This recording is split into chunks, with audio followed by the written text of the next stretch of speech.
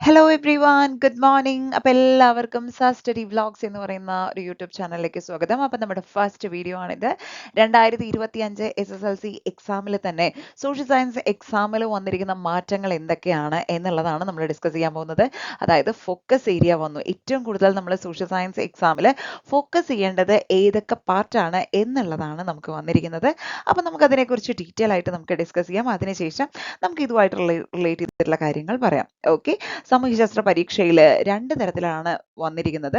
So part എയിൽ നിന്നുള്ള 40 mark, part ബിയിൽ നിന്നും 40 മാർക്ക്.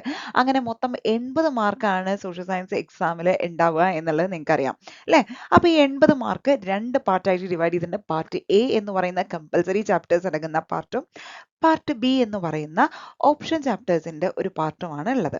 ഓക്കെ, അപ്പോൾ ഇവിടെ തന്നെ പാർട്ട് എക്കും പാർട്ട് ബിക്കും ചില പ്രത്യേകതകളുണ്ട്. പാർട്ട് എയിൽ നിന്നും ചോദിക്കുന്ന 40 മാർക്കിന്റെ ക്വസ്റ്റ്യൻസ് എല്ലാം കമ്പൽസറി ആയിട്ട് നിങ്ങൾ അറ്റൻഡ് ചെയ്യേണ്ട ക്വസ്റ്റ്യൻസ് ആണ്. എന്നാൽ പാർട്ട് ബിക്ക് അകത്തോ ഓപ്ഷൻ ചാപ്റ്റേഴ്സ് ആണ് വരുന്നത്. ഫോർ എക്സാമ്പിൾ, ഇപ്പൊ നമുക്ക് ഫസ്റ്റ് ചാപ്റ്റർ എന്ന് പറയുന്ന revolutions that influenced the world, ലോകത്തെ സ്വാധീനിച്ച വിപ്ലവങ്ങൾ എന്നുള്ളതാണ് ഹിസ്റ്ററിയിലെ ഫസ്റ്റ് ചാപ്റ്റർ. ദെൻ രണ്ടാമത്തെ ചാപ്റ്റർ എന്ന് പറയുന്നത് ലോകം 20-ാം നൂറ്റാണ്ട്, അതായത് world in the 20th century എന്ന് പറയുന്ന രണ്ടാമത്തെ ചാപ്റ്റർ ഉണ്ട്. ഇതിലെ ഏതെങ്കിലും ഒരു ചാപ്റ്റർ പഠിച്ചാൽ മതി. പക്ഷേ രണ്ട് ചാപ്റ്ററിൽ നിന്നുള്ള ക്വസ്റ്റ്യൻ ഉണ്ടാവും. പക്ഷെ നിങ്ങൾ പഠിച്ച ചാപ്റ്ററിൽ നിന്നുള്ള ക്വസ്റ്റ്യൻ നിങ്ങൾ ആൻസർ ചെയ്താൽ മതി. അപ്പോൾ നമുക്ക് പാർട്ട് എയിലും പാർട്ട് ബിയിലും ഉൾപ്പെടുത്തിയിരിക്കുന്ന പോർഷൻസ് ഏതൊക്കെയാണെന്നുള്ളത് നോക്കാം. സോ സോഷ്യൽ സയൻസ് 1, അതായത് ഹിസ്റ്ററിയിൽ നിന്നുള്ള കമ്പൽസറി ചാപ്റ്റേഴ്സ്, അതായത് പാർട്ട് എയിൽ ഉൾപ്പെടുത്തിയിരിക്കുന്ന ചാപ്റ്റേഴ്സ് ഏതൊക്കെയാണെന്ന് നോക്കാം. പബ്ലിക് അഡ്മിനിസ്ട്രേഷൻ, പൊതുഭരണം എന്നുള്ള ചാപ്റ്റർ 4 മാർക്കാണ് ഇതിന് വെയിറ്റേജ്. അതേപോലെ തന്നെ സ്ട്രഗിൾ ആൻഡ് ഫ്രീഡം, സമരവും സ്വാതന്ത്ര്യവും എന്ന് പറയുന്ന 5 മാർക്ക് വെയിറ്റേജ് ഉള്ള ഹിസ്റ്ററിയിൽ നിന്നുള്ള chapter. Then Kerala towards modernity, Keralam ആധുനികതയിലേക്ക് എന്നുള്ള 4 മാർക്കിന്റെ വെയിറ്റേജ് ഉള്ള ചാപ്റ്റർ. കൾച്ചർ ആൻഡ് നാഷണലിസം, സംസ്കാരവും ദേശീയതയും എന്ന് പറയുന്ന 8ാമത്തെ ചാപ്റ്റർ, 4 മാർക്കാണ് weightage. Then sociology what why, സമൂഹശാസ്ത്രം എന്ത് എന്തിന്, 3 മാർക്കാണ് വെയിറ്റേജ്. അങ്ങനെ ഇതിന് മൊത്തമായിട്ട് തന്നിരിക്കുന്ന മാർക്ക് എത്രയാണ്? 20 മാർക്കിന്റെ ക്വസ്റ്റ്യൻസ്. അപ്പം നമ്മൾ പറഞ്ഞിരുന്നു പാർട്ടിയിൽ 40 മാർക്ക് ഉണ്ടെന്ന്. പക്ഷേ ഹിസ്റ്ററി ഭാഗത്ത് നിന്നും 20 മാർക്കും ജിയോഗ്രഫിയുടെ ഭാഗത്ത് നിന്നും 20 മാർക്കുമാണ് ഉള്ളത്. ഓക്കെ, അപ്പൊ നമ്മൾ ഹിസ്റ്ററി പാർട്ടിലെ പാർട്ട് എ എല്ലാം നമ്മൾ ഡിസ്കസ് ചെയ്തിരുന്നു. ഇനി നമുക്ക് ഹിസ്റ്ററി പാർട്ടിലെ പാർട്ട് ബി നമുക്ക് നോക്കാം. ഓക്കെ, സോ പാർട്ട് ബി എന്ന് പറഞ്ഞു കഴിഞ്ഞാൽ എന്താണ്? ഇവിടെയാണ് നമുക്ക് ഓപ്ഷൻ ചാപ്റ്റേഴ്സ് വരുന്നത്. സോ അതിലെ ഒന്നാമത്തെ ചാപ്റ്റർ ആണ് revolutions that influence the world, ഹിസ്റ്ററിയിൽ നിന്നുള്ള ഒന്നാമത്തെ ചാപ്റ്റർ. അതിന് ഓപ്ഷൻ ആയിട്ട് വരുന്നത് ഹിസ്റ്ററിയിൽ നിന്നുള്ള രണ്ടാമത്തെ ചാപ്റ്റർ ആണ്. Okay, world in the 20th century, ലോകം 20-ാം നൂറ്റാണ്ടിൽ. അപ്പൊ ഇതിൽ ഏതെങ്കിലും ഒരു ചാപ്റ്റർ നിങ്ങൾ പഠിച്ചാൽ മതി. Revolutions that influenced the world എന്ന് പറയുന്ന ഒന്നാമത്തെ ചാപ്റ്ററോ അല്ലെങ്കിൽ world in the 20th century എന്ന് പറയുന്ന രണ്ടാമത്തെ ചാപ്റ്ററോ. സോ എൻ്റെ ഓപ്ഷൻ പറയുകയാണെങ്കിൽ ഏറ്റവും എളുപ്പമായിട്ട് നിങ്ങൾക്ക് പഠിക്കാൻ പറ്റുന്ന ചാപ്റ്റർ എന്ന് പറയുന്നത് revolutions that influence the world, ലോകത്തെ സ്വാധീനിച്ച വിപ്ലവങ്ങൾ. 5 വിപ്ലവങ്ങളാണ് ഈ ഒരു ചാപ്റ്ററിനകത്ത് ഉള്ളത്. അപ്പൊ അതുകൊണ്ട് തന്നെ ഈ ഒരു വിപ്ലവങ്ങൾ ഫസ്റ്റ് ചാപ്റ്റർ ആയതുകൊണ്ട് നമ്മൾ നന്നായിട്ട് പഠിച്ചിട്ടുള്ള ഒരു ചാപ്റ്ററും കൂടിയാണ്. പക്ഷെ നമ്മൾ രണ്ടാമത്തെ ചാപ്റ്റർ എടുക്കുന്ന സമയത്ത് അതിനകത്ത് ഒരുപാട് കണ്ടന്റ് ഉണ്ട്. നമുക്ക് ഈ പറയുന്ന ഫസ്റ്റ് വേൾഡ് വാർ വരുന്നുണ്ട്, സെക്കൻഡ് വേൾഡ് വാർ വരുന്നുണ്ട്, നിയോ ഇമ്പീരിയലിസം വരുന്നുണ്ട്, അതേപോലെ തന്നെ നോൺ അലൈൻമെന്റ് മൂവ്മെന്റ് വരുന്നുണ്ട്, ദെൻ അങ്ങനെ തുടങ്ങി നാസിസം, ഫാസിസം, അങ്ങനെ ഒരുപാട് കണ്ടന്റ് വരുന്ന ഒരു ചാപ്റ്റർ ആണ് സെക്കൻഡ് ചാപ്റ്റർ. അപ്പോൾ നമ്മളത് പോയി പഠിക്കുന്ന സമയത്ത് നമുക്ക് ഒരുപാട് ടൈം സ്പെൻഡ് ചെയ്യേണ്ടി വരും. പക്ഷേ revolutions that influence the world 5 revolutions ആണ് ഉള്ളത്. അതിൽ ലാറ്റിൻ അമേരിക്ക അത്രയും കാര്യമായിട്ട് ചോദിക്കാറില്ല, വളരെ കുറച്ച് പോയിന്റേ നമുക്ക് അതിൽ പഠിക്കാനുള്ളൂ. ബാക്കി വരുന്ന മെജോറിറ്റി ഏരിയയും ഈ 4 റെവല്യൂഷൻ ആണ്. അപ്പോൾ ഒരു കാര്യം ആലോചിക്കുക, നമുക്ക് എസ് എ ചോദിക്കുന്നുണ്ടെങ്കിൽ പാർട്ട് ബിയിലാണ് നമുക്ക് എസ് എക്ക് ചാൻസ് ഉള്ളത്. അപ്പോൾ അതുകൊണ്ട് തന്നെ നമുക്ക് ചോദിക്കാൻ സാധ്യതയുള്ള 6 മാർക്കിന്റെ എസ് എ ആയിരിക്കും revolutions that influence the world എന്ന് പറയുന്ന ചാപ്റ്ററിൽ നിന്ന് ഉണ്ടാവുക. 6 മാർക്കാണ് വെയിറ്റേജ്. ഓക്കെ, ഇനി നമുക്ക് രണ്ടാമത്തെ ഒരു ചാപ്റ്റർ നോക്കാം.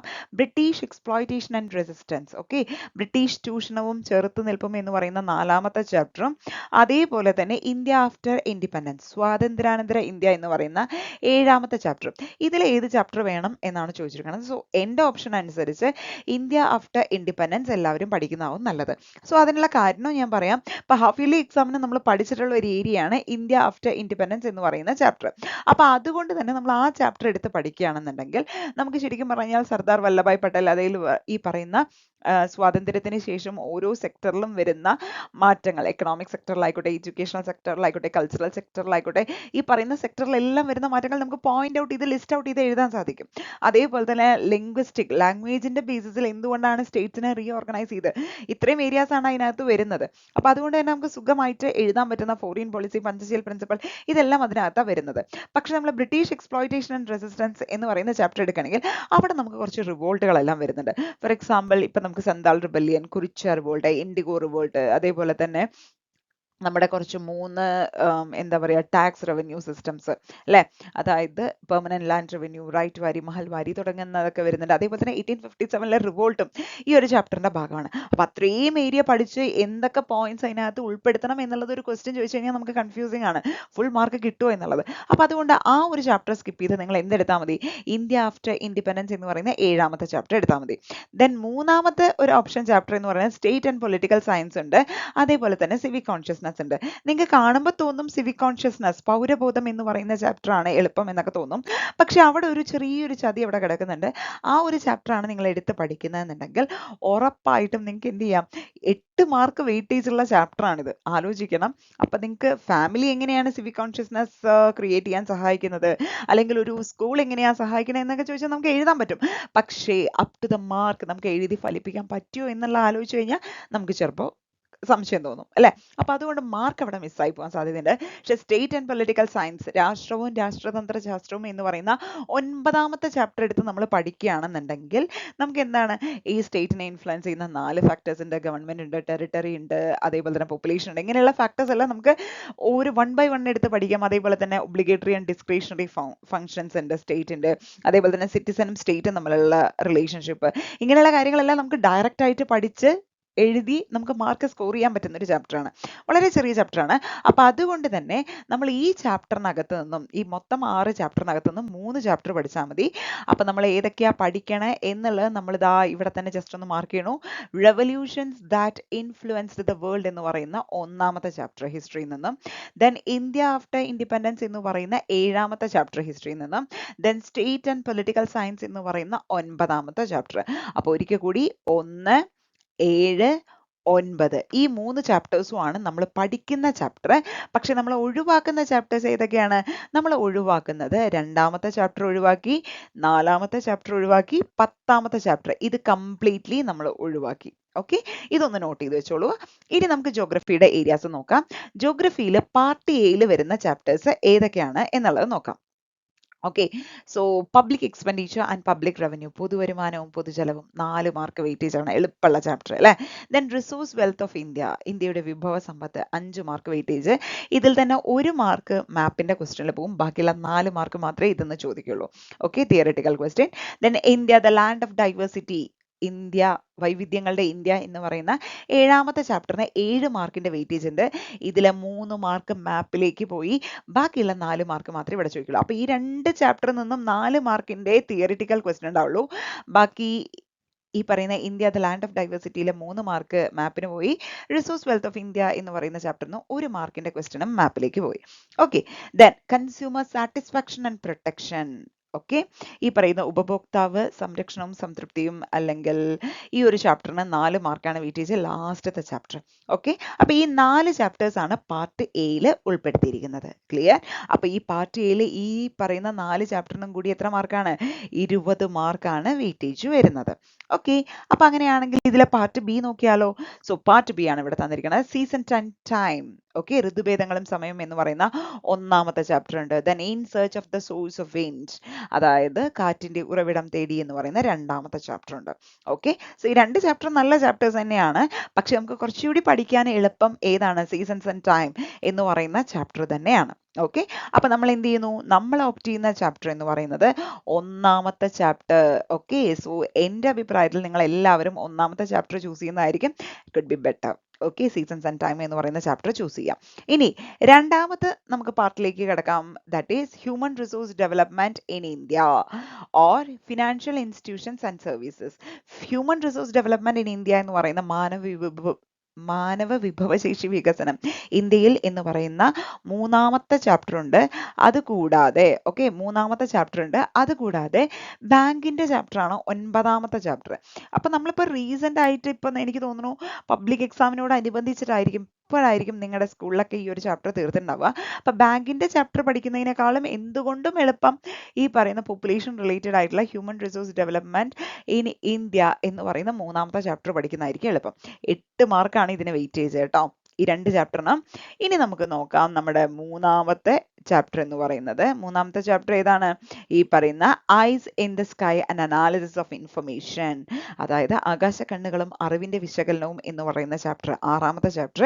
Then landscape analysis through maps, ഭൂതല വിശകലനം ഭൂപടങ്ങളിലൂടെ എന്ന് പറയുന്ന 4ാമത്തെ ചാപ്റ്റർ.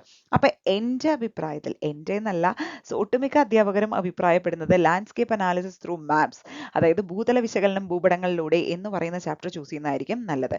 കാരണം ഇവിടെയാണ് നമുക്ക് എന്ത് വരുന്നത്, ഈ പറയുന്ന ഗ്രിഡ് റെഫറൻസിന്റെ ഭാഗം വരുന്നത്, അതേപോലെ തന്നെ കോണ്ടൂർ ലൈൻസിന്റെ ഭാഗം വരുന്നത്. അതായത് മാക്സിമം പോയി കഴിഞ്ഞാൽ ഒരു അരമണിക്കൂർ മാത്രം സ്പെൻഡ് ചെയ്തുകൊണ്ട് നമുക്ക് കംപ്ലീറ്റ് ആയിട്ട് ഈ ഒരു 4 മാർക്ക് സ്കോർ ചെയ്യാൻ പറ്റുന്ന ഒരു ചാപ്റ്ററാണ് landscape analysis through maps. Okay, അപ്പൊ നമ്മൾ ഈ പറയുന്ന മൊത്തം ഏരിയയിൽ നിന്ന് നമ്മൾ ഏതൊക്കെയാ ചൂസ് ചെയ്യുന്നത്? ഈ പറയുന്ന സീസൺസ് ആൻഡ് ടൈം എന്ന് പറയുന്ന ഒരു ചാപ്റ്റർ, അതേപോലെ തന്നെ പിന്നെ നമ്മൾ ഏതാ ചൂസ് ചെയ്യുന്നത്? സീസൺസ് ആൻഡ് ടൈം എന്ന് പറയുന്ന ചാപ്റ്റർ ചൂസ് ചെയ്യുന്നു. Human resource development in India എന്ന് പറയുന്ന chapter, then landscape analysis through maps. ഈ പറയുന്ന 3 ചാപ്റ്ററാണ് ചൂസ് ചെയ്യുന്നത്. അപ്പോൾ ഒരു കാരണവശാലും നിങ്ങൾ ബാക്കിയുള്ള 3 ചാപ്റ്ററുകൾ പഠിക്കേണ്ട ആവശ്യമേ ഇല്ല. In search of the source of wind, financial institutions and services, eyes in the sky and analysis of information, ഈ 3 ചാപ്റ്ററും പഠിക്കേ വേണ്ട, കംപ്ലീറ്റ്ലി ഒമിറ്റ് ചെയ്തോളൂ. ഓക്കെ, അപ്പോൾ മൊത്തം നമുക്ക് പാർട്ട് എയിൽ നിന്നും പാർട്ട് എയിൽ നിന്നും ഹിസ്റ്ററിയിൽ നമുക്ക് 5 ചാപ്റ്റേഴ്സ് ആണുള്ളത്, ജോഗ്രഫിയിൽ 4 ചാപ്റ്റേഴ്സ് ആണുള്ളത്. അങ്ങനെ ടോട്ടലി 9 ചാപ്റ്റേഴ്സ് വരുന്നുണ്ട്. ഇനി പാർട്ട് ബിയിലും അതേപോലെ തന്നെയാണ്. പാർട്ട് ബിയിൽ ഹിസ്റ്ററിയിൽ നിന്ന് 3 ചാപ്റ്റേഴ്സ് വരുന്നുണ്ട്, ജോഗ്രഫിയിൽ നിന്ന് 3 ചാപ്റ്റേഴ്സ് വരുന്നുണ്ട്. അങ്ങനെ ടോട്ടലി 6 ചാപ്റ്റേഴ്സ്. അപ്പോൾ 9ഉം 6ഉം മൊത്തം 15 ചാപ്റ്റേഴ്സ് നിങ്ങൾ പഠിച്ചാൽ മതി. ബാക്കി വരുന്ന 6 ചാപ്റ്റേഴ്സ്, മൊത്തം നമുക്ക് 21 ചാപ്റ്റേഴ്സ് ഉണ്ടല്ലോ, അതിൽ 6 ചാപ്റ്റേഴ്സ് കംപ്ലീറ്റ്ലി പാർട്ട് ബിയിൽ നിന്ന് നിങ്ങൾക്ക് ഒമിറ്റ് ചെയ്യാം. അപ്പോൾ ഇതിൽ നമ്മൾ വിടുന്ന chapters in search of the source of wind, financial institutions and services, eyes in the sky and analysis of information. ഹിസ്റ്ററിയിൽ നിന്ന് നമ്മൾ ഒമിറ്റ് ചെയ്യുന്ന 3 ചാപ്റ്റേഴ്സ് ഏതൊക്കെയാ? ബ്രിട്ടീഷ് എക്സ്പ്ലോയിറ്റേഷൻ ആൻഡ് റെസിസ്റ്റൻസ് വരുന്നുണ്ട്, world in the 20th century വരുന്നുണ്ട്, അതേപോലെ തന്നെ civic consciousness എന്ന് പറയുന്ന ചാപ്റ്റർ ഉണ്ട്. അത് 3ഉം നമ്മൾ വിട്ടു. ഓക്കെ, അപ്പോൾ ഈ 6 ചാപ്റ്റേഴ്സ് കംപ്ലീറ്റ്ലി വിട്ടോളൂ മക്കളെ. ദ സ്റ്റഡി ടൈം ടേബിളും ആയിട്ടാണ് അടുത്ത നിങ്ങൾക്ക് മുന്നിൽ എത്തുന്നത്. സോ വെയിറ്റ് ചെയ്തോളൂ. So till then thank you and have a nice day. അപ്പോൾ സബ്സ്ക്രൈബ് ചെയ്യാനോ ലൈക്ക് ചെയ്യാനോ നിങ്ങളുടെ കമൻസ്, ഓക്കെ, ഇനി നിങ്ങൾ എന്തൊക്കെയാണ് എക്സ്പെക്ട് ചെയ്യുന്നത് ഈ ഒരു ചാനലിൽ നിന്നുള്ളത് എന്നുള്ളതൊന്ന് കമന്റ് ബോക്സിൽ മെൻഷൻ ചെയ്യാൻ മറക്കല്ലേ മക്കളെ. അപ്പോൾ അടുത്തൊരു വീഡിയോ ആയിട്ട്, അതും നിങ്ങളുടെ time table, study time table video ആയിട്ട് വരുന്നവരെ till then thank you and have a nice day. By.